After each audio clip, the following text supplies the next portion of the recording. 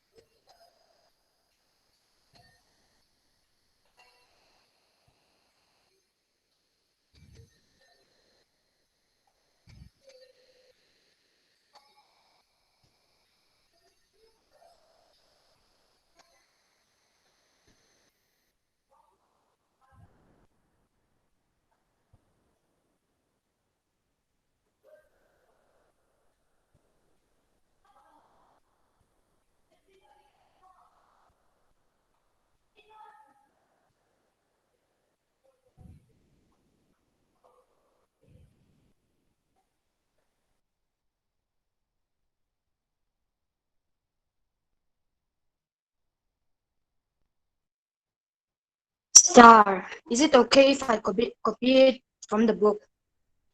Just write any picture, okay? Zian al khang ai san lo nia ziak top ro. Okay.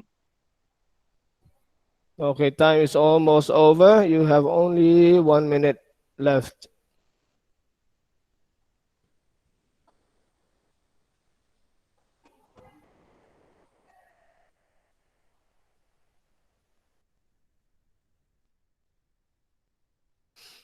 Okay. Sir, korhati rangayo. Oh, tu na trong kan ziak to lawang. Oh, hi ka drawing về chu ta lin mu them. Hey. Okay. Nice.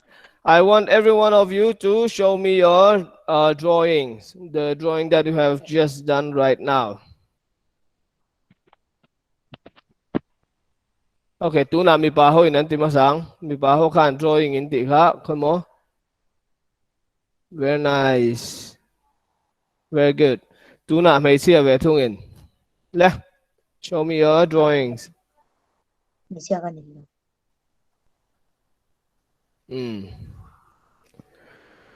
Soan, tu na kan bilem kan ziak thau ta ne. Tero. Ingat tingem mi palem khai mi pa zong zong khan in ziak veka mai chia zong zong khan mai chelem khai ziak da ni tero tu ma drawing kha ain ingat tinge ain an lo na chan mo ingat te mi tam tak khan te khan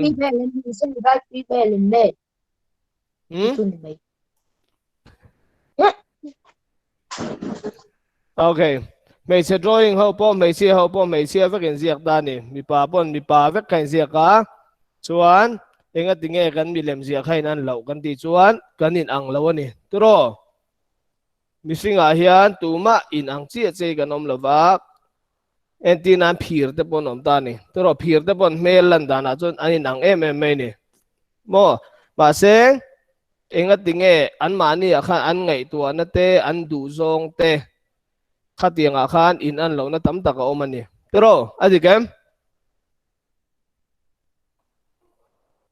okay can you hear me?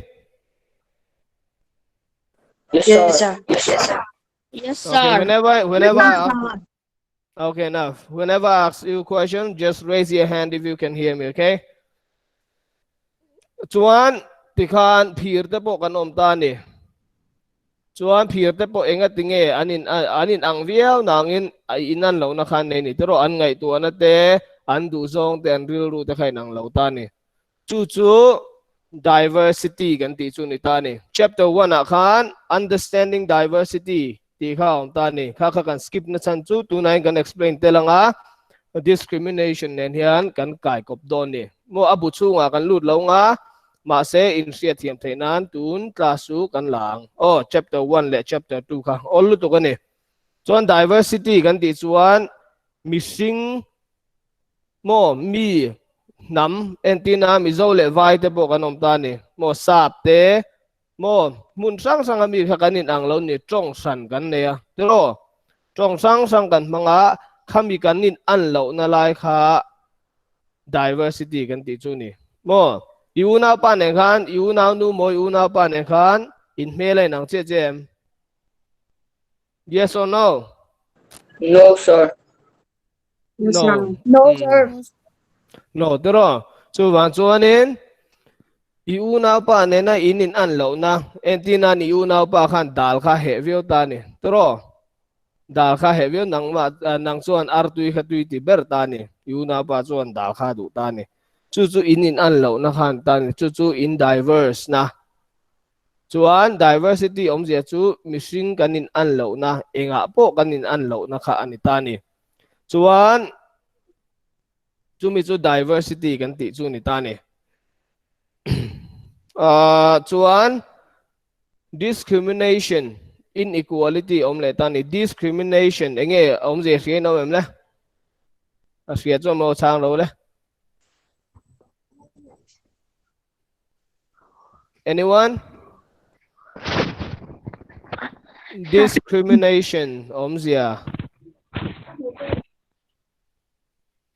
anyone no one okay listen carefully okay discrimination kan ti chu in clear san la in end san la mo inequality te po om ta ni discrimination at telvek ta ni discrimination chu entinan mi re thei le ho sa in end san na te mo entinan kan chung ko background sang sang atang arong kal kan ni ta ni pero attention car nei nga attention scooty mo bike attention truck te point nei mai thei mo khati ang kan chung ko background sang sang atang khan inong kal ta ni chumi inong kal na chu discrimination an ni ringot lo mo inin an lo na kha in diverse na kha ni ta ni anti-nan discrimination chu mi ho sa deuh te khan mi re thei deuh te khan mu sita an en san na te khati ang chi kha discrimination chu ni ta ni pero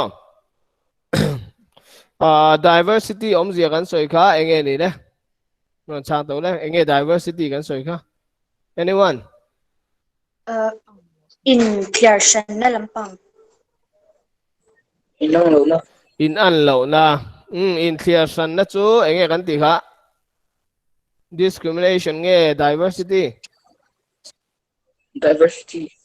in clear san na chu diversity ni sorry discrimination ani in clear san na chu chuan in an lo na sim sim entinan mission thawin ni awanga in an lo na in zia te mo in mi zia in du zong in du lo zong in ril ru in lu lu lem mo a chen chu lu lu deuh ten om a chen chu lu lu lo deuh ten om ni kha zong zong kha diversity huam chunga chon om vek thei ta ni pero ni mo chuan diversity le discrimination om zia sa sang lo kan lo mem a sa sang lo chu ban pha lo le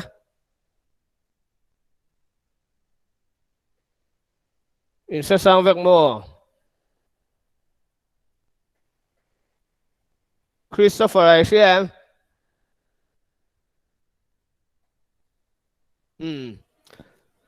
chuan kan soi non leng ve kha che diversity chu kanin an lo na mo kan zia te in an lo na tlang lon mi ho sa te antina nang ni po mi re thei deuh te ho sa deuh te mo pa ngai ta kan nung te khatiang ho khain om ta ni chuan ngal san hima pay attention chuan khatiang ang khan kanin an lo na sim kha diversity chu ni ta ni discrimination chu in clear san na mo entinan India kan clear ta ni mo Mizoram a chuan in clear san na ya tam lu tuk lo ni state dang kan hangkal zel ta state dang a chuan mi ho sa le re thein clear san na tam mai ni mo India rama chuan slum area te mi re thei ho om khom na tur te khan siam ta ni mo zau lu tuk tak mai kha mi re thei tam tak ku do ho te ei zon na nei lo ho khatiang ho om na tu kha an siam top mai ni chuan khatiang ho class le he ta film star te mo higher class an tiang chi khatiang ho kha chu an din mun kha ai nang lo mai ni mo chút tiếng anh vàng chuan India chuan discrimination inequality khát tiếng giống giống cả alhuar mai nè chuan hết ta hian in textbook and local look at the textbook everyone. Difference and prejudice. There are many things that makes us what we are, how we live, the language we speak, what we eat, where, the games we play, and the things we celebrate. All of these are influenced both by geography and history of the place where we live. Atitani. Chuan khata kha chuan enge om sia kan ti chuan kan nun dan sim a hian en tin nge kan nun mo en tina mi zo le vai pa choi chu nang mi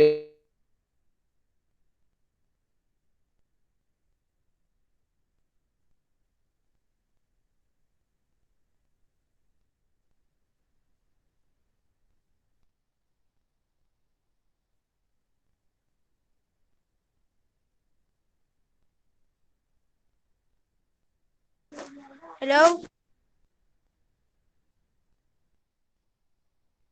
Hello? Ita? Sir, we can hear you. Sir, we can't hear you. Sir, we can't hear you.